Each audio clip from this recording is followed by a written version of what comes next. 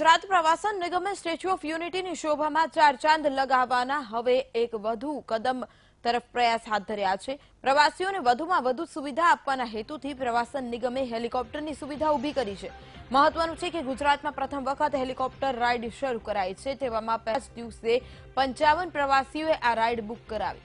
દિલ્હીની heritage aviation નામની સંસ્થાને આ કામગીરી સોંપવામાં આવી છે, જેના દ્રશ્યો આપ ટીવી સ્ક્રીન પર જોઈ શકો છો। હેલિકોપ્ટરમાં મુસાફરી કરવા માટે પ્રવાસીઓએ એક ટિકિટ દીઠ ₹2900 ચૂકવવાના રહેશે। આમ પ્રથમ દિવસે જ 55 મુસાફરોએ હેલિકોપ્ટરની મુસાફરી કરતા એજન્સીને પ્રથમ દિવસે ₹1,59,500ની આવક થઈ।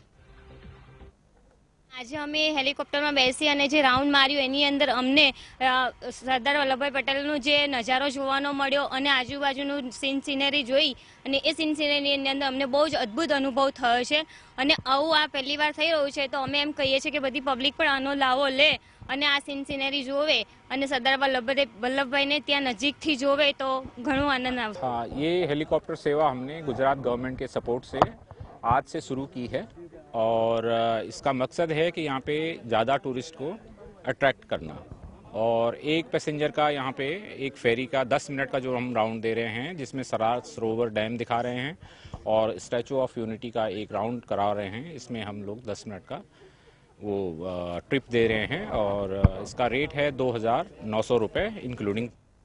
સ્ટેચ્યુ ઓફ યુનિટીના લોકાર્પણ બાદ પ્રવાસીઓનો ધસારો થઈ રહ્યો છે। આપ જોઈ રહ્યા છો કે પ્રથમવાર સ્ટેચ્યુ ઓફ યુનિટી ખાતે હેલિકોપ્ટરની સુવિધા કરવામાં આવી છે।